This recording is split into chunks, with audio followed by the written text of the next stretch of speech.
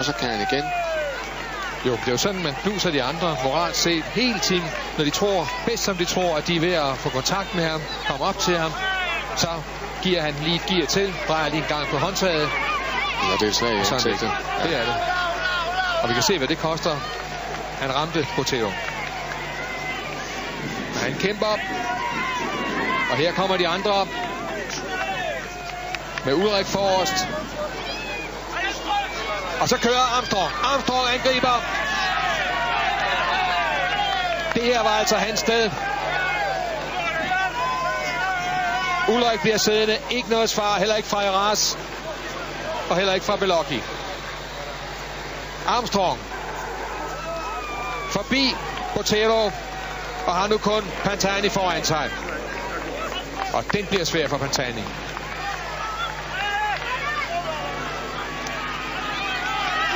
Se det lette tråd. Det er det, man kalder powerplay, det her. Lille gear.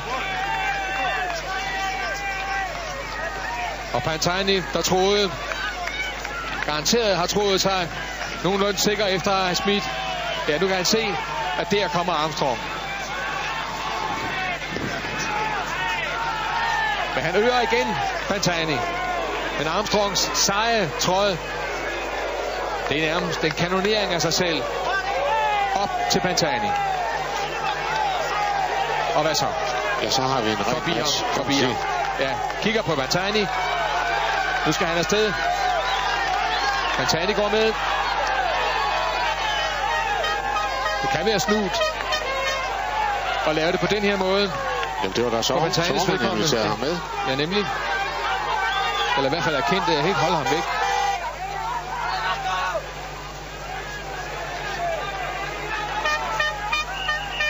Botero hentes af Ulrik.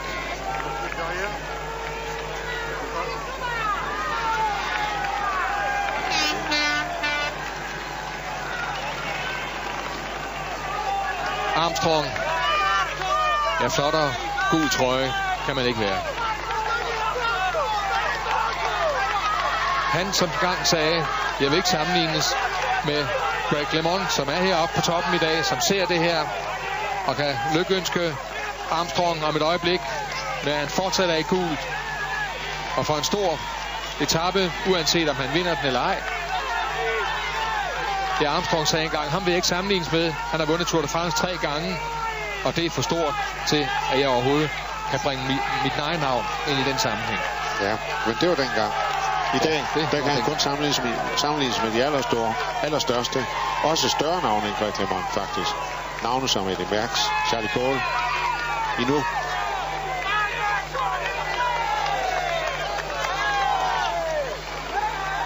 Nej, Pantani tager ingen føringer der, det er klart.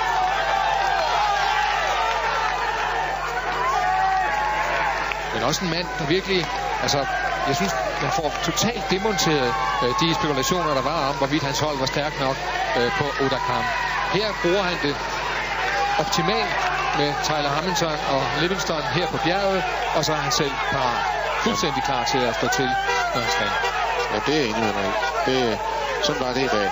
Det er ganske klart. Og den skarphed, han disponerer afslutningen hermed, som gør det meget spændende med Pantanis tilbagekomst og angreb. Og så Armstrong, som helt cool vurderer og finder det rigtige øjeblikke. Og til helt afgørende at sætte sig af med Ulrik og Eras. Og nu er der ryddet op endnu mere her. Det må man sige. 2 mand tilbage. Ja, Jimenez som er dumpet ned, og Syle som er dumpet ned. Og så Pantani angriber. Det virker som om Armstrong har stor styrke i de stænger.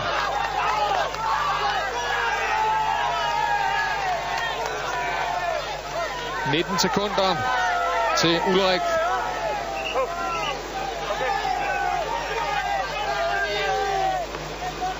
Ja, sådan vil han helst have det, Pantani.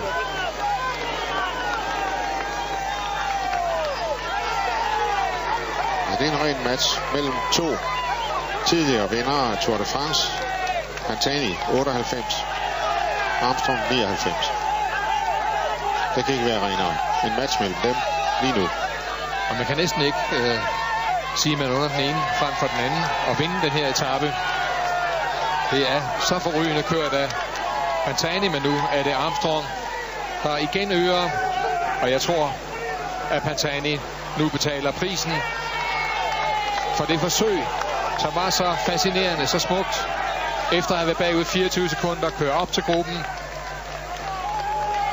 Han svarer igen nu. Nej, det gør han. Han kommer igen. Regulerer sit tråd. Det er ret godt kørt af Pantani. Ret godt. Det er jysk sagt. Det er også sygt. Det er jo fremragende, det her. Det er virkelig. Og der kigger han over. Sidst så han Poli derovre på den anden side. På Svend Aborg. Passet. Nu handler det om sejren. Armstrong accelererer igen. Studie i stil. Begge to har meget lavt gear. Men Armstrong med en anden pumpende form for kørsel. Og Pantani ligger an til eksplosion.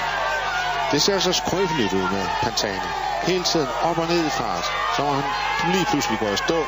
Så kommer det igen. Så går det i stå igen. Men det er altså hans køremåde, vi har vendet os til. Sådan er det. Og nu sidder han altså faktisk i finalen i en dramatisk etape. Ja, han har da bevist, at det ikke er skrøbeligt i hvert fald. Ja, det har han. Og formen igen er der.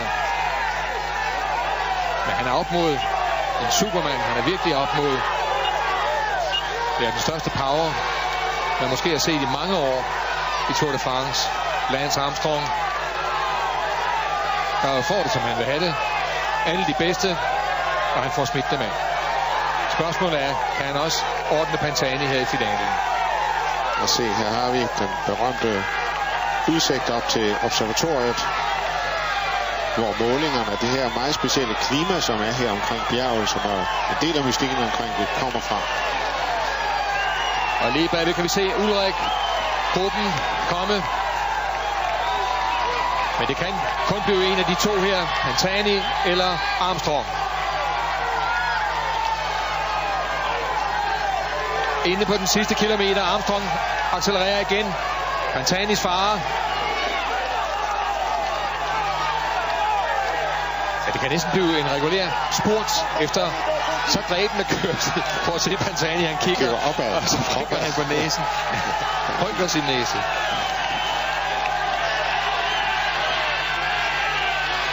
Den lille Dumbo, den flyvende elefant. Og lidt kommer det berømte sving op til observatoriet. Og se her, se hvad de kommer op af. Se dalene. Stejle bjerge, stejle stykker hele tiden.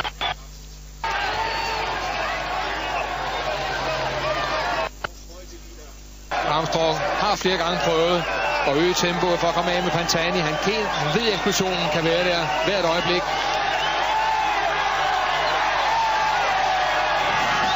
Men trøjen, den har han så sandelig forsvaret. Med storhed. Så er det inde på de sidste par 100 meter. Pantani rejser sig. Lurer. Hvad sker der kørt? Det bliver Pantani. Pantani tager Mont Ventoux. Det er kort rundt svinget. Og Pantani først ind over stregen. Armstrong, ja, jeg ved ikke om han kunne. Han har i hvert fald ikke lyst til at svare her. Belocchi som den næste stor overraskelse på tredjepladsen. Men allerstørst overraskelse, så sandelig, at Pantani kunne komme tilbage. At han kunne tage dette bjerg, som han har ønsket sig. Det er hele sin cykelkarriere. Det er klart, det er et af de allerstørste.